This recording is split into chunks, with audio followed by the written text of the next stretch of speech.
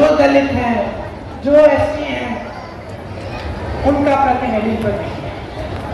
वो चाहते हैं कि सब आगे बढ़े, एक साथ आगे बढ़े, सबका विकास हो, और जैसे हमें हमारे संविधान में लिखा है वैसे ही होना चाहिए कि सबका समान अधिकार हो। इसीलिए सबको एक वोट दिया गया है संविधान में। और आज भाजपा के नेता, बड़े से बड़े नेता मोदी जी की तरह, उनके मंत्रियों की तरह पिछले चुनाव में क्या फैलाने लगे कि संविधान को बदलेंगे, कि उनको सत्ता फिर से मिलेगी तो संविधान को बदलेंगे। इसका मतलब है कि आरक्षण को कम करेंगे। इसका मतलब है कि ये जो सारी लैटरल एंट्रियां हैं वो बढ़ेगी। जैसे सेना में अग्निवीर करना चाहते हैं, उसी तरह से अलग अलग उद्योगों में ठेकेदारी पे काम दे रहे हैं, ताकि आपको पूरी सुविधाएं नहीं मिले, आपको आरक्षण नहीं मिले। तो अगर आपको न्याय चाहिए, आपको ऐसी सरकार चाहिए जो आपके लिए नीतियां बनाए, किसी बड़े उद्योगपतियों के लिए नहीं, अपने मित्रों के लिए नहीं, जो आपके लिए नीतियां बनाए, जिससे आपको अच्छी सुविधाएं मिले, जिससे आपका जो पैसा है, आपकी जो संपत्ति है इस देश की, वो आपके जेब में जाए, तो आप कांग्रेस को समर्थन करें। प्रदीप जी आपके लिए दिन रात काम करेंगे। दीपिंदर जी आपके लिए समर्पित रहे हैं, समर्पित रहेंगे। और हम सब तो हाजिर ही हैं, पुश्तों से आप देख रहे हैं। आपके लिए दिन रात एक करना हमारे लिए एक सौभाग्य है। आज श्राद्ध का आखिरी दिन है, कल से नवरात्रि शुरू होंगे। आप सबको बहुत बहुत शुभकामनाएं। मेरी आशा है कि अब नवरात्रि के शुभ अवसर पे ही अगले कुछ दिनों में आप अपना वोट डालने जाएंगे, तो आप कांग्रेस को जिताएंगे और अपने लिए, अपने भविष्य के लिए एक नई लहर लाएंगे, एक नई ऊर्जा लाएंगे। पास में कॉमरेड ओम प्रकाश जी सीपीएम से इंडिया अलायंस में भिवानी से प्रत्याशी हैं, उनके लिए भी मैं खास अपील करना चाहती हूँ, आप उनको भी आगे बढ़ाइए। हमारा गठबंधन आपके लिए काम करेगा, आपकी सरकार बनाएगा। बहुत बहुत धन्यवाद बहनों, बहुत बहुत शुभकामनाएं। जय हिंद।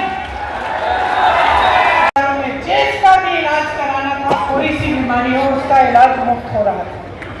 स्वास्थ्य बीमा जो था वो 25 लाख था। लोगों के हार्ट के ऑपरेशन, किडनी के ऑपरेशन, बड़ी बड़ी कैंसर जैसी बीमारियां, उनका सबका इलाज हो रहा था, एक पैसा नहीं देना पड़ा। सिर्फ जो रजिस्ट्रेशन भरने का पैसा था 100-150 रुपए, वही जा रहा था। वो स्कीम हम हरियाणा में भी लागू करना चाहते हैं। 300 यूनिट बिजली, अगर हमारी सरकार आएगी तो आपको 300 यूनिट बिजली मुफ्त में मिलेगी। जो बेसिक शिक्षा और स्वास्थ्य की सुविधाएं हैं वो आपको मुफ्त में मिलेंगी। गरीब परिवारों को 100 गज का प्लॉट और 2 कमरे का मकान मिलेगा। और मेरे भाई हमेशा कहते हैं, जहां जहां जाते हैं, 8000 किलोमीटर की यात्रा की है उन्होंने देश भर में, सबके पास गए हैं, बढ़ाइयों के साथ काम समझने के लिए, किसानों के साथ खेती को समझने के लिए, महिलाओं के पास गए हैं कि आपकी क्या समस्याएं हैं, जो ट्रक चलाते हैं उनसे बात की है, जो टैक्सी चलाते हैं उनसे बात की है, जो कुरियर का काम करते हैं, जो छोटे मोटे कारोबार करते हैं उनसे बात की, सबसे समझने की कोशिश की कि आपकी समस्याएं क्या है। और उन्होंने कहा और समझा कि आज भी हमारे देश में बहुत अन्याय है। तो उन्होंने सोचा कि देखिए, जाति जनगणना होनी चाहिए, और ये तय किया है कि हमारी सरकार आएगी हरियाणा में तो जाति जनगणना करेंगे, हम करवाएंगे। क्यों? ये जानने के लिए कि किसकी कितनी आबादी है, क्या उसकी आबादी के तहत या जो उसकी क्या क्या समस्याएं हैं उसके तहत उनको सुविधाएं मिल रही हैं कि नहीं। क्या जो सरकारी साल इतना लगता है कि कर्ज नहीं चुका पाएंगे। तो आप मेहनत करें, आप पसीना बहाएं, आप खून बहाएं और आपसे लूटा जाए। बड़े बड़े उद्योगपति फूले फले। मैं ये नहीं कहती हूँ कि उद्योगपतियों की जगह नहीं है, इस देश में उनकी भी जगह है। हाँ, बनाए फैक्ट्री, बनाए उद्योग, बनाए रोजगार दिलवाए, देश को आगे बढ़ाएं।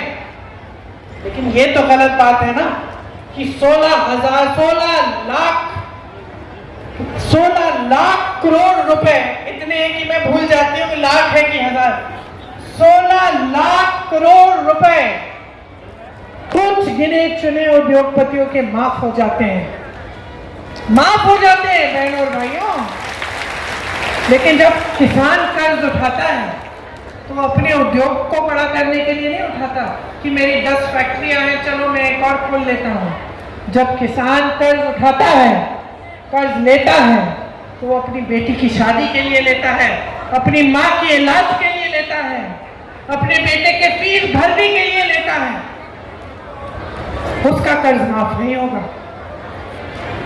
उसका कर्ज माफ करने की बात होती है तो ये लोग कहते हैं पैसे नहीं है। पूरी मीडिया से कहलाते हैं कि ये कांग्रेस पार्टी जैसी स्कीम है। ये लोग कहते हैं कि कर्ज माफ करेंगे, ये लोग कहते हैं कि आपको पैसे दिलवाएंगे, ये लोग कहते हैं कि महिलाओं को हर महीने कुछ देंगे। झूठ है, पैसे ही नहीं है इसके लिए। तो मैं इनसे पूछना चाहती हूँ, अगर पैसे नहीं है, अगर हमारी स्कीमों के लिए पैसे नहीं है, अगर किसानों के कर्ज माफ करने के लिए पैसे नहीं है, अगर महिलाओं को पैसे देने के लिए पैसे नहीं है सरकार के पास, तो आपने इतने बड़े बड़े उद्योगपतियों के लाखों करोड़ रुपए माफ कैसे कर दिए? इसका जवाब नहीं है इनके पास। बहनों और भाइयों, यहाँ पे आपकी तमाम समस्याएं हैं। आप चाहते हैं कि आपको उपमंडल का दर्जा मिले, कि यहाँ की जो सुंदर नहर है इसमें से इसका जो पानी का टाइम है ये बढ़े, ताकि आप अपनी सिंचाई करा सके खेतों की अच्छी तरह से। लेकिन कुछ नहीं हो रहा है आपके लिए। यहाँ पे सिर्फ परेशानियां ही बढ़ती जा रही हैं। भाजपा ऐसी स्कीम लाती है जिसमें फैमिली का आईडी कार्ड है। तो मैं मिली थी कुछ परिवारों से, कह रहे थे सबका नाम लिखना है आईडी में, और लिखते लिखते ही एक छोटी सी गलती हो गई तो उसको बदल नहीं सकते, फिर कहते हैं काम ही नहीं करेगा। और दूसरा, परिवार में जितने भी सदस्य हैं सारे सदस्यों के नाम लिखने हैं, आमदनी लिखनी है। कई ऐसे परिवार हैं जिसमें मान लो महिला नौकरी नहीं कर रही है, उसकी आमदनी नहीं है, उसके लिए 10,000 रुपए लिख दिए, और जोड़ के पूरे परिवार की आमदनी बढ़ा दी। अब जब वो बेचारी महिला गई अपने बच्चों की भर्ती कराने सरकारी स्कूल में, कह दिया कि नहीं कर सकते, क्योंकि देखो तुम्हारा ये आईडी कार्ड है, इसमें तुम्हारे परिवार की आमदनी बहुत ज्यादा है, तुम्हें ये मुफ्त शिक्षा नहीं मिल सकती। तो बेचारी के बच्चे बैठे हुए घर पर, स्कूल नहीं जा पा रहे। नौकरी का एप्लीकेशन भरना हो, कहते कि भाई तुम्हारे परिवार की आमदनी बहुत ज्यादा है, तुम्हें नौकरी नहीं मिल सकती, तुम एप्लीकेशन ही नहीं भर सकते सरकारी नौकरी का। ये क्या बातें हो रही हैं? हर स्तर पर आपके साथ गलत हो रहा है।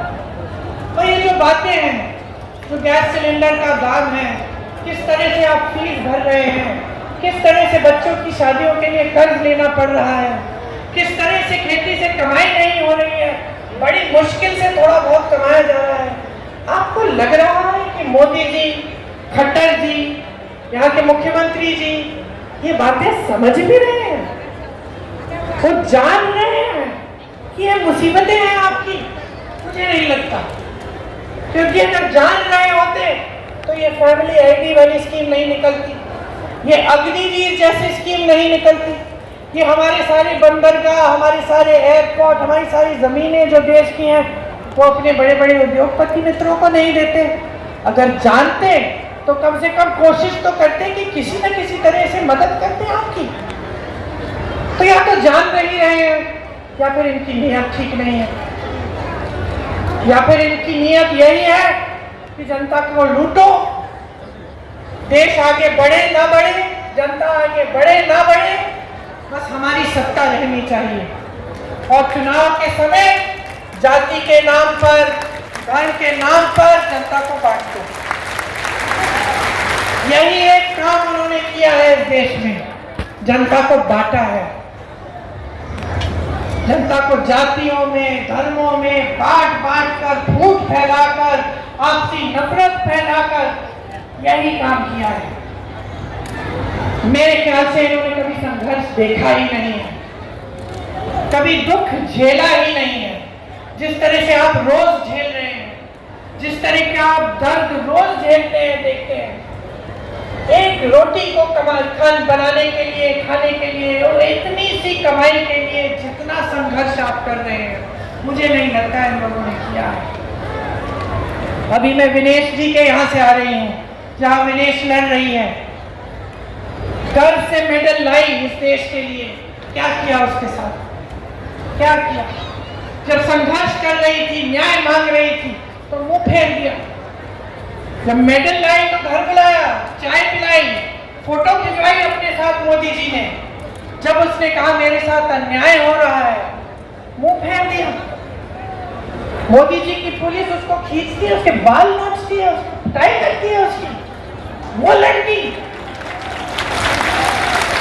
जिसने इतनी मेहनत की इस देश के लिए, इस प्रदेश के लिए, और जब जब चुनाव आता है तो ये लोग फिर से बदल लेते हैं, बदल लेते हैं, सारी बातें बदल लेते हैं, अपना भेष बदल लेते हैं।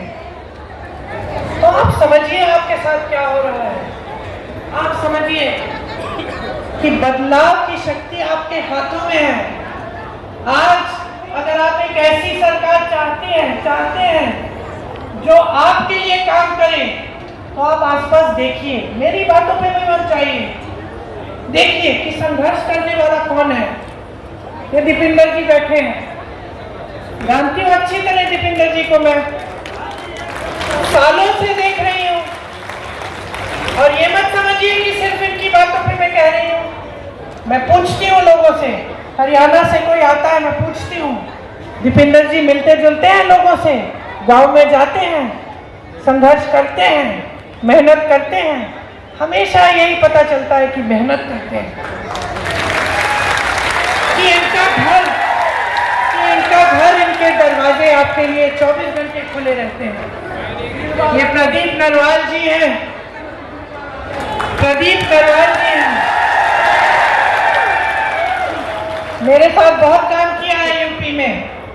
और देखिए जो मेरे साथ काम करता है वो 24 घंटे काम करता है, मैं नींद सोने ही नहीं देती, 3 बजे तक 4 बजे तक काम करते, फिर से 7 बजे सुबह उठकर चलो काम पे। सारे बैठे हैं, सब जानते हैं, आपको बताएंगे। तो मेहनती लड़का है, संघर्ष किया है इसने भी, साधारण परिवार का लड़का है। हाँ, आपको नया नया लगता होगा, लेकिन आपके हर गली में आएगा। मैं जानती हूँ इस चुनाव के दौरान भी आया होगा, गांव गांव तक पहुंचा होगा।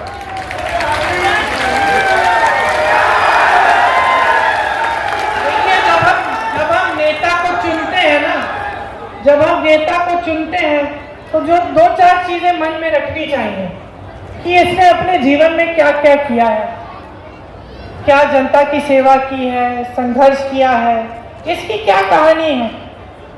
तो हम लोग देखते हैं, चलो इस नेता ने संघर्ष किया है, या इस परिवार ने अपने देश के लिए शहीद किए हैं, अपने परिवार के सदस्य शहीद हुए हैं, या फिर इस परिवार ने काम किया है, या चलो ये नया लड़का है, बहुत मेहनत करता है, दिन रात मेहनत करते हुए देखा है हमने, संघर्ष करते हुए देखा। तो एक तो ये बात होती है।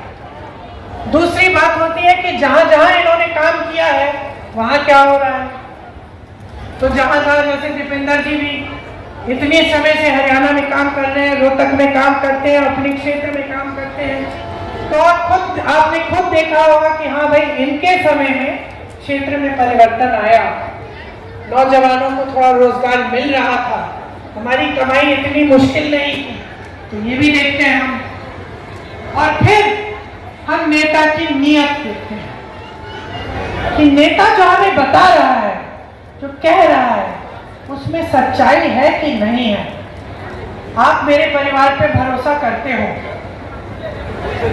4-5 पुश्तों से हम सेवा कर रहे हैं। जवाहरलाल नेहरू जी से पहले उनके पिताजी, फिर जवाहरलाल नेहरू जी, फिर इंदिरा जी, फिर राजीव जी, सोनिया जी और आज राहुल जी और मैं। तो क्यों भरोसा करते हो? भरोसा इसलिए करते हो क्योंकि आपने खुद देखा कि जब इंदिरा जी कुछ कहती थी तो करके दिखाती थी। तो राजीव जी थे, देश के लिए शहीद हुए, देश की सच्चाई के लिए लड़ते लड़ते शहीद हुए। नेहरू जी थे, देश की गली गली में घूमे, देश की जनता के लिए आवाज उठाई, स्वतंत्रता के लिए लड़े। तभी तो आप भरोसा करते हो कि हाँ, ये लोग जो कहते हैं वो करके दिखाते हैं, उनकी नीयत ठीक है कि नहीं? घर में आप हंस रहे हैं, घर में जब बेटी की शादी करनी होती है, लड़का लड़के का परिवार आता है, लड़का आता है, तो नीयत देखती हो ना। अच्छे परिवार का भी हो, बड़े बड़े महल भी हो उसके पास, सब कुछ हो, अच्छी नौकरी हो, अच्छा कमा रहा हो, लेकिन आपको अगर लगा कि इसकी नीयत ठीक नहीं है, शादी नहीं कराओगे, कोई नहीं कराएगा। क्योंकि इंसान की नीयत एक बहुत ही महत्वपूर्ण चीज होती है, और सिर्फ घर परिवार में नहीं, नौकरी में, रोजगार में, खास तौर से राजनीति में। क्योंकि अगर नेता की नीयत ठीक नहीं होती, कुछ भी कर सकता है। सत्ता होती है, सत्ता होती है, अहंकार हो जाता है, चमचों से घिर जाता है। मोदी जी के साथ यही हुआ है, मोदी जी घिर गए हैं चमचों से, कोई सच बताने वाला है ही नहीं। एक दिन एक मुख्यमंत्री, अगले दिन दूसरा मुख्यमंत्री बदल देते हैं, मंच पे आते हैं, ऐसी ऐसी बातें करते हैं कि पूरा देश जान रहा है कि सच नहीं है, पूरा देश देख रहा है कि अरे मोदी जी सच नहीं बोल रहे हैं। तो मोदी जी कहे जा रहे हैं, कहे जा रहे हैं। तो नियत बहुत ही जरूरी है।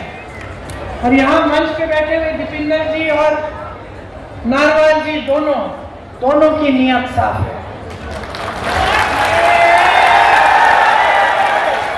दोनों जानते हैं,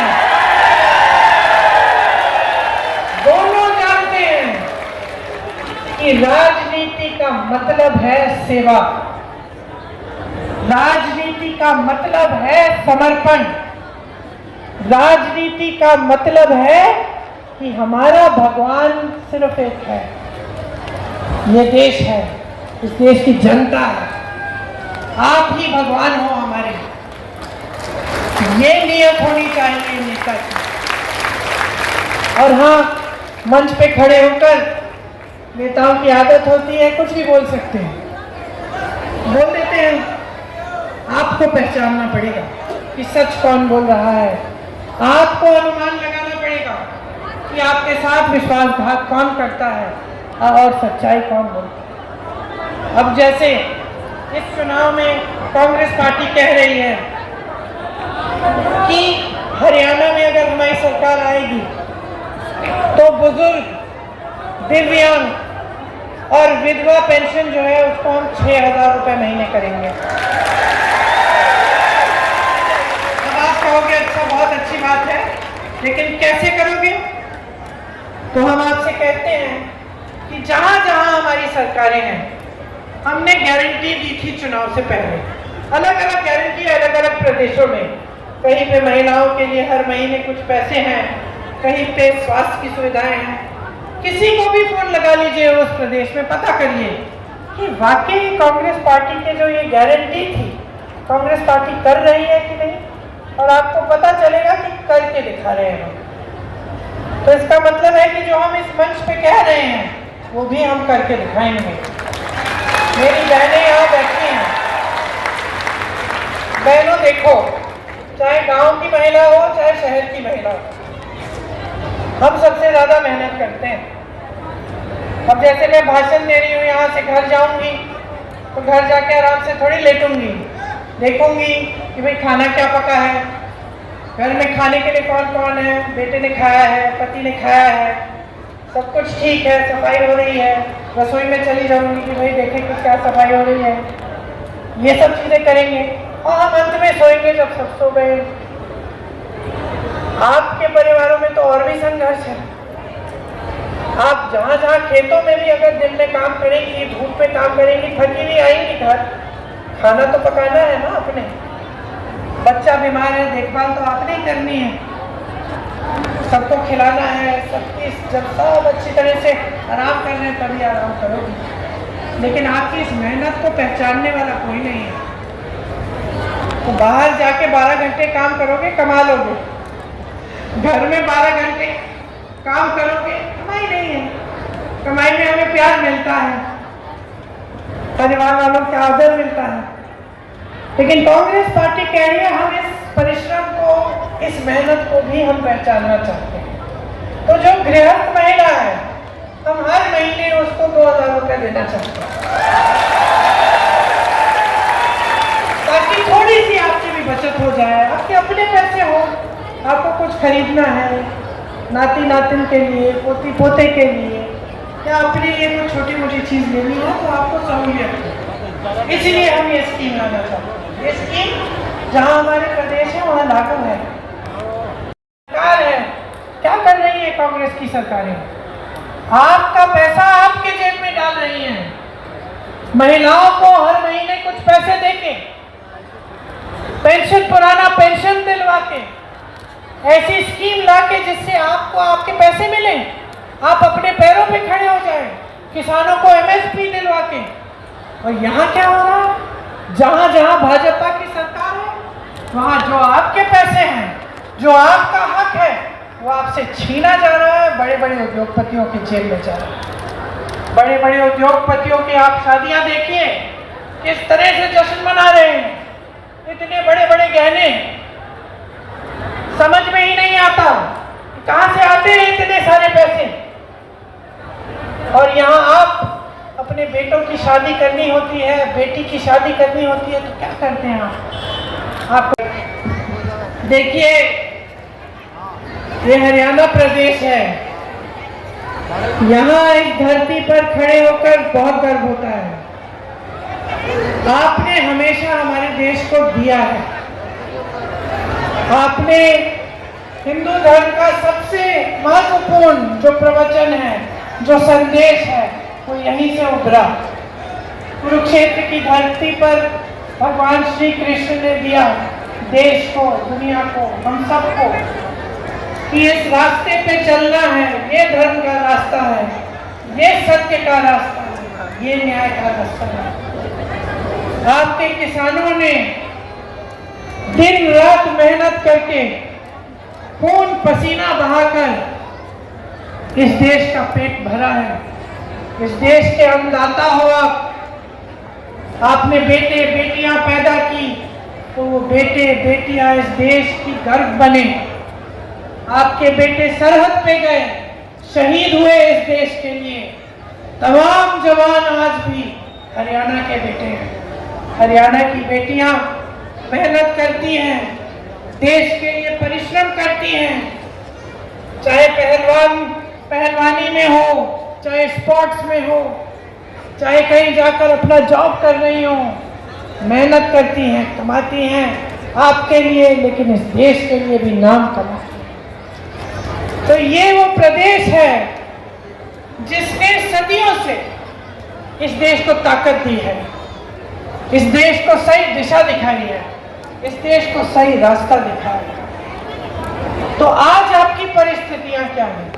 मेरी बहनें बैठी हैं, आपसे पूछना चाहती हूँ, कल से त्योहार का समय शुरू हो रहा है, नवरात्रि शुरू हो रहे हैं, कैसा लग रहा है? खुशी हो रही है? खुशी हो रही है, त्योहार का समय है, लेकिन सच बताओ, थोड़ी सी घबराहट भी हो रही है कि लिपाई पुताई करनी पड़ेगी, मेहमान आएंगे घर, सामान खरीदना पड़ेगा, खाना पकाना पड़ेगा मेहमानों के लिए, त्योहार मनाने के लिए भी सामान खरीदना पड़ेगा। थोड़ी सी घबराहट हो रही है कि इतनी महंगाई में हम कैसे करेंगे। हम दुकान जाते हैं, 5 चीजें लाने के लिए जाते हैं, 3 लेके आ जाते हैं, 2 कहते हैं बाद में ले आएंगे। कोई बात नहीं, घर पे खाना पकता है, सोचते होंगे आप चलो हम छोड़ देते हैं, सबको खाने दो, हम कल खा लेंगे, सुबह का खाना खा लेंगे।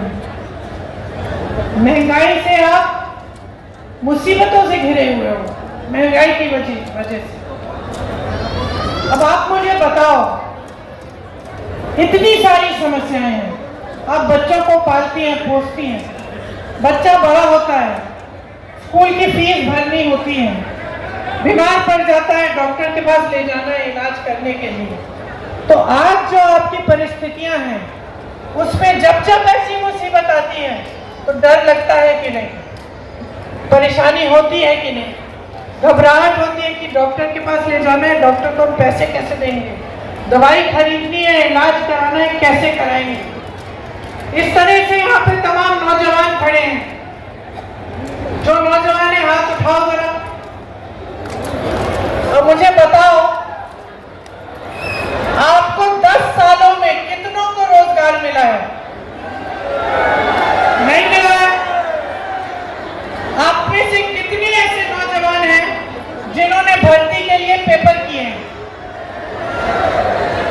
ये ट्यूशन की फीस देनी पड़ी, माँ बाप को ट्यूशन के पैसे इकट्ठे करने पड़े। आपको मालूम होगा हरियाणा में 30 पेपर लीक हुए हैं, 30। और इसमें क्या होता है, आप पेपर देते हो, पेपर लीक होता है, आपकी भर्ती नहीं होती। आप सोचते हो चलो मैंने पेपर दे दिया, आज नहीं तो कल भर्ती तो होनी है, कहीं और एप्लीकेशन नहीं देते हो, समय गुजरता रहता है, महीने गुजरते हैं, साल गुजरते हैं, आपकी भर्ती नहीं होती, आपको रोजगार नहीं मिलता। रोजगार नहीं मिलता तो नौजवान क्या करता है? भटकता है। आज अगर हरियाणा में ड्रग्स की समस्या है, चिट्टे की समस्या है, तो किस लिए है? क्योंकि बेरोजगारी इतनी हो गई है। और ड्रग्स की माफियाओं को संरक्षण देने वाले कौन हैं? भाजपा की सरकार देती है। आपको बेरोजगार बनाने वाले कौन हैं?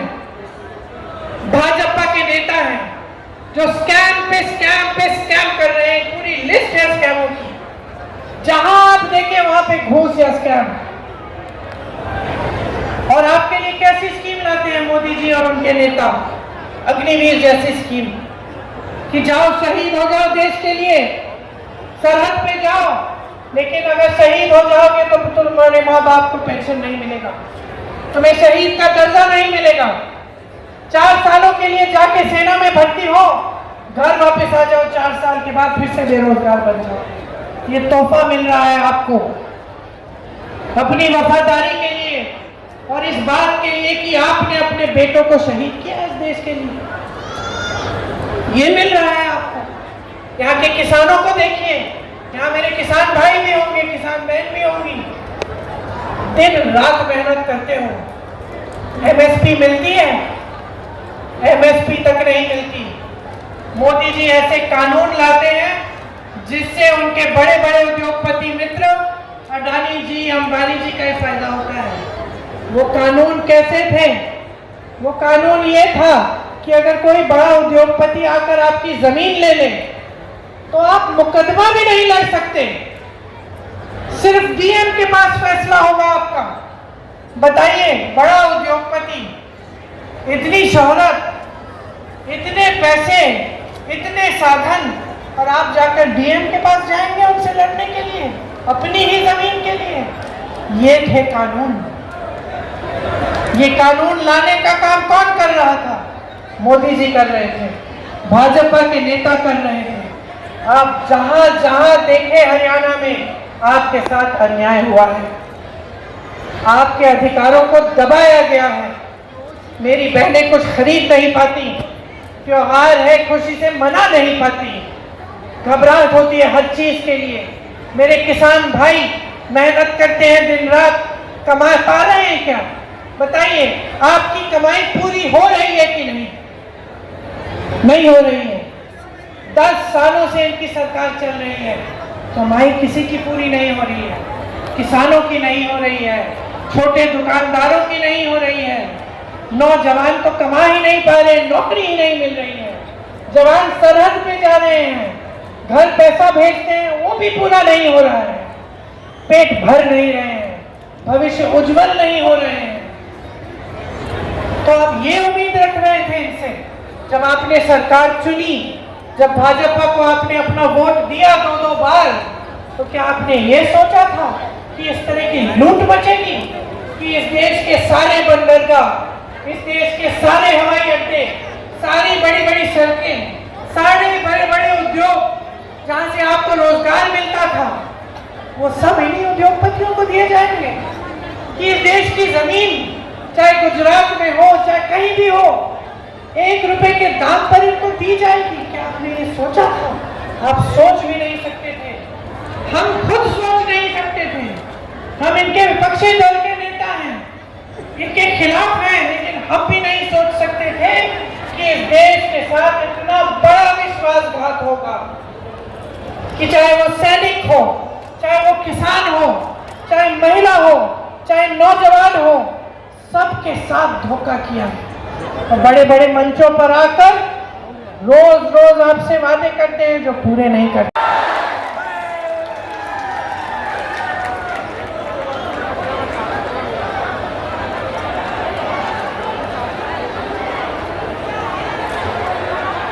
राम राम। बहुत समय से बैठी हैं, गर्मी भी बहुत है, इसमें ज्यादा गर्मी लगती है ना? कोई बात नहीं। आपको सबसे पहले तो मैं धन्यवाद देना चाहती हूँ कि इतने समय से आप सब मेरा इंतजार कर रहे हैं और मेरी बातों को सुनने के लिए यहाँ पे बैठे हैं, यहाँ आए हैं। श्री दीपिंदर और जिनके आशीर्वाद से मैं आज यहाँ तक पहुँचा हूँ, मैं हम सबकी नेता दीदी प्रियंका गांधी जी को आमंत्रित करता हूँ आप सबके बीच में। मैं आपका बहुत बहुत धन्यवाद करता हूँ। ये समय आ गया बदलाव का। बीजेपी सरकार जिसने इतना नुकसान किया हरियाणा का, देश में नंबर 1 बना दिया बेरोजगारी में, हरियाणा प्रदेश को देश में नंबर 1 बना दिया महंगाई में, देश में नंबर 1 बना दिया अपराध में, देश में नंबर 1 हरियाणा को इस बीजेपी सरकार ने बना दिया अपराध में, भ्रष्टाचार विकास की पटरी से उतार दिया हरियाणा प्रदेश को, हर वर्ग का अपमान किया, गरीब आदमी की सारी स्कीम बंद कर दी, चाहे 100 गज के प्लॉट की स्कीम थी, चाहे मकान की स्कीम थी, प्रॉपर्टी आईडी में, फैमिली आईडी में उलझा दिया गरीब आदमी को। 750 किसानों की जान की कुर्बानी लेने वाली ये सरकार साबित हुई। बाबा साहब भीमराव अंबेडकर जी के संविधान को अपने पैरों तले कुचलने वाली ये सरकार साबित हुई। और आपने देखा घमंड, इस सरकार में इतना घमंड, बीजेपी को भी पता चल गया था कि इनके सरकार इनकी जारी है, तभी अपने मुख्यमंत्री को बदल दिया, अपने उप मुख्यमंत्री को बदल दिया चुनाव से पहले, लेकिन घमंड नहीं बदला। क्योंकि जब हमने यह पदयात्रा करी हरियाणा में और एक बात पूछी, सवाल पूछा बीजेपी से कि हरियाणा मांगे हिसाब, आपने हरियाणा का भट्टा इतना बुरी तरह क्यों बिठाया? 10 साल में बिठा दिया कि नहीं बिठा दिया भट्टा हरियाणा का बीजेपी ने? जब सवाल पूछा तो इन्होंने कहा कि हम जवाब नहीं देंगे क्योंकि हम बीजेपी हैं, हम तो घमंडी पार्टी हैं, हमको इतना अहंकार है। हुड्डा साहब और कांग्रेस पार्टी हमसे हिसाब मांग रहे हैं, हम तो हिसाब नहीं देंगे, हिसाब लेंगे। अब समय आ गया आपके फैसले का। जिस दिन बटन दबे, भवानी खेड़ा वालों, जिस दिन बटन दबे 5 अक्टूबर को इतनी तेज बटन दबाना, इतनी जोर से बटन दबाना कि दिल्ली तक ये आवाज जाए कि बीजेपी वालों आपने जो कहा कि हिसाब नहीं देंगे 10 साल की दुर्दशा का, कहीं और देश में शायद बिना हिसाब दिए काम चल जाता हो, लेकिन यहां नहीं चलेगा क्योंकि ये हरियाणा है प्रधान, है कि नहीं है हरियाणा? अब भाई हम कहना चाहते हैं प्रदीप जी को, आप यहां से प्रदीप जी को बड़ा आशीर्वाद देकर आप चंडीगढ़ भेजने का काम करें। मैं आदरणीय प्रियंका जी के आशीर्वाद से कहना चाहता हूं, चंडीगढ़ आप भेजना, खाली आज चंडीगढ़ से हम वापस नहीं आने देंगे। प्रदीप जी के बारे में कहना चाहता हूं। और प्रदीप भाई कह रहा था कि भवानी खेड़ा में सब तहसील बने, सब डिवीजन, सब भवानी खेड़ा में सब डिवीजन बने और सब डिवीजन भवानी खेड़ा में बने और पानी आए। प्रदीप भाई, और एक और मैं बता दूं, आपको पता है ये प्रदीप भाई और हम एक गांव से हैं दीदी, हमारा गांव भी एक है, हम एक गांव से हैं, लेकिन क्योंकि साथ लगता इसका हल्का है, लेकिन वो हल्का ओपन है, तो आज यहाँ से आपने कांग्रेस पार्टी ने प्रदीप को अवसर देने का काम किया है। मैं बधाई देता हूं इस नौजवान को। इन नौजवान ने जिस ईमानदारी से ये चुनाव लड़ा है, 36 बिरादरी का मान सम्मान जिस तरीके से इन्होंने किया है, और बताओ भवानी खेड़ा वालों, प्रदीप मेरे भाई ने 20 दिन में सिस्टम घुमा दिया कि नहीं घुमा दिया भवानी खेड़ा का? और ये जो सिस्टम इन्होंने घुमाया है, 8 अक्टूबर के बाद जब ये चंडीगढ़ जाएंगे, भवानी खेड़ा हल्के के विकास के काम के लिए मीटर प्रदीप और हम मिलकर खींच देंगे मीटर, ये आपको विश्वास दिलाते हैं। भवानी खेड़ा में पहली कैबिनेट मीटिंग कांग्रेस पार्टी की जब होगी, प्रियंका जी के आशीर्वाद से भाई सब डिवीजन भी आपका बनवाएंगे और पानी पानी भी भवानी खेड़ा के अंदर पहुंचाने का काम करेंगे। और भी जो कोई बात होगी प्रदीप, आपकी बात में कोई कमी कसर नहीं छोड़ेंगे। तो भाई बताओ, ये फैसला है, आज हमारे आईटी मान सम्मान रखोगे, एक एक वोट दोगे तो अगर हाथ खड़ा करके दीदी के सामने बताओ। जो 5 तारीख बीजेपी पारी है,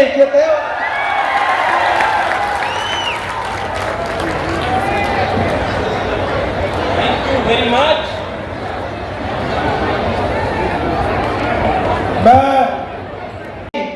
तो जंतर मंतर कोई सबसे पहले पहुंचा तो कांग्रेस पार्टी, प्रियंका गांधी,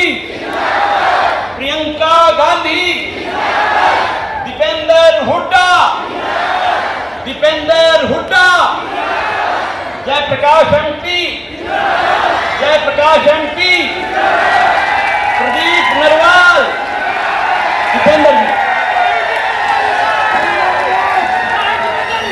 हमारे बीच में, हमारे इस से पहले दीदी के सामने एक बात बताना चाहता हूं। दीदी, जब मैं यहाँ चुनाव में उतरा था तो शुरुआत में मुझे आखिरी दिन टिकट दी गई।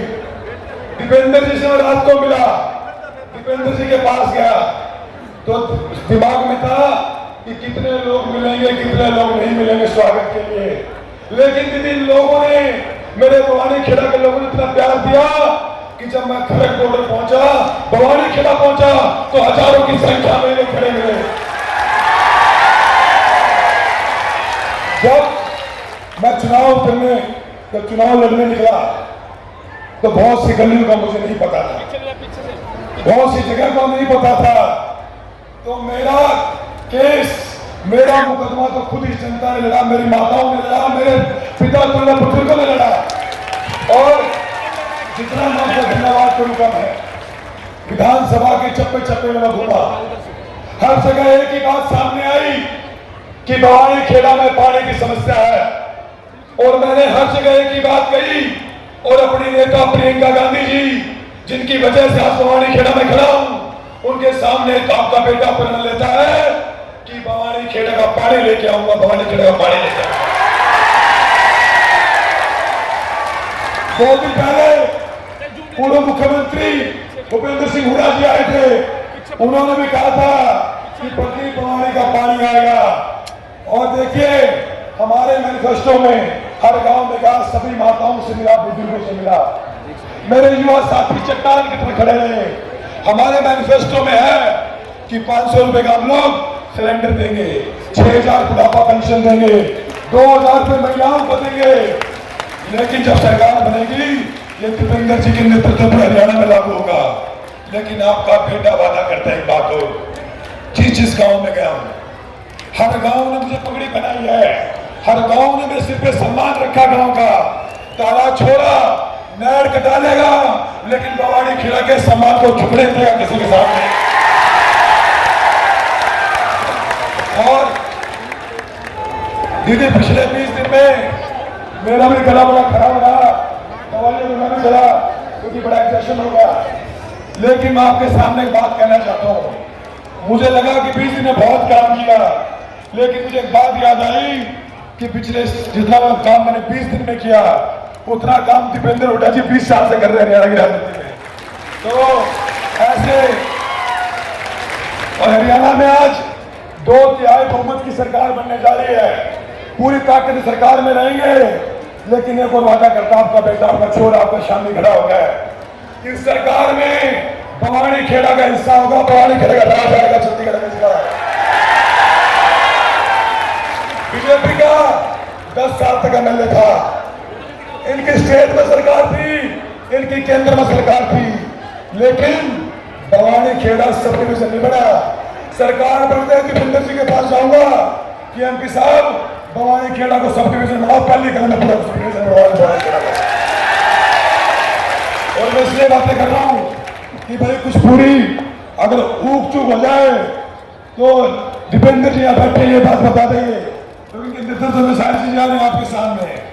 आप सबने इतना प्यार दिया, सम्मान दिया, मान दिया, आप सबका बहुत बहुत धन्यवाद करता हूं। लेकिन एक बात कहना चाहता हूं कि मेरे लिए बड़ा भावुक बोला आज का दिन कि जिस नेता की उंगली पकड़ के यहाँ तक चला वो मेरे बीच में खड़ी है। दीपेंद्र भाई ने मुझे हमेशा आशीर्वाद दिया, लेकिन दीदी एक ही बात कहता हूँ आपके सामने, जो मैं आपकी वजह से हूँ, आपकी वजह से नेशनल सेक्रेटरी बना, आपके वजह से यहाँ खड़ा हूँ। और बस एक ही बात कहता हूँ कि आप लोगों ने बहुत प्यार दिया है। जब स्टार्टिंग में आया तो लोग बोले इसका गांव कथूरा है। बस एक ही बात कहना चाहता हूँ सबको, कथूरा मेरी जन्मभूमि, उस पर भी गर्व है, लेकिन भवानी खेड़ा तारा छोरा की कर्म भूमि बनेगी और एक एक आदमी के लिए कर्म करेगा। सभी का बहुत बहुत धन्यवाद। और मेरे युवा साथियों, कुछ लोग ऊपर नहीं आ पाए, कुछ लोग नीचे खड़े सुन रहे मेरे को। तारा भाई यार का यार है, चिंता नहीं करनी, सरकार है दो। तारा भाई एमएलए कौन बना है? विधायक मेरे से पहले भी रहे, विधायक मेरा 5-6 भी बने, ना मैं पहला विधायक ना मैं आखिरी विधायक, 3 गुना लोग ना मैं लड़ाई उस दिन जीता जितने दिल्ली का टिकट लेगा, ना मैं लड़ाई उस दिन जीतूंगा जितना एमएलए बन जाऊंगा। मैं लड़ाई उस दिन जीतूंगा जब काम सारे कहोगे भाई छोरा को ऊपर खड़े, हमने छोरा ने हमारा काम करके दिखाया। सभी का समय कम है, आपका भी दिल को टाइम जरा समय नहीं लूंगा मैं, तो मैं सबका बहुत बहुत धन्यवाद करता हूँ। दीदी का बहुत बहुत धन्यवाद करता हूँ कि आपकी वजह से फौजी का बेटा, एक आम घर का बेटा इस मंच पे खड़ा है, चुनाव लड़ रहा है। मैं दीपेंद्र जी का धन्यवाद करता हूँ कि आपने जो मेरा साथ दिया राजनीति में। एक बार फिर से नारा लगाएंगे, प्रियंका गांधी, प्रियंका गांधी। दीदी जितनी माताएं बहुत दिन से इंतजार कर रही थी, रोज मुझसे पूछती प्रियंका जी कब आएंगी, तो आज आपके बीच में है, बहुत लंबा नहीं खींचूंगा। बस आशीर्वाद के लिए, इस प्यार के लिए सबका दिल से धन्यवाद। ये छोड़ा आपका बीच में रहेगा, बिहार में रहेगा, भवानी खेड़ा में रहेगा, और हरियाणा में आदर्श विधानसभा बनाएंगे, नंबर 1 भवानी खेड़ा बनाएंगे।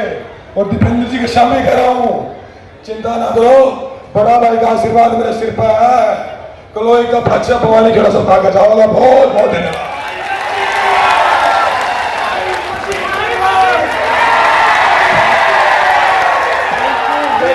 प्रदीप नरवाल जी। और अब मैं ऐसी शख्सियत को बुला रहा हूं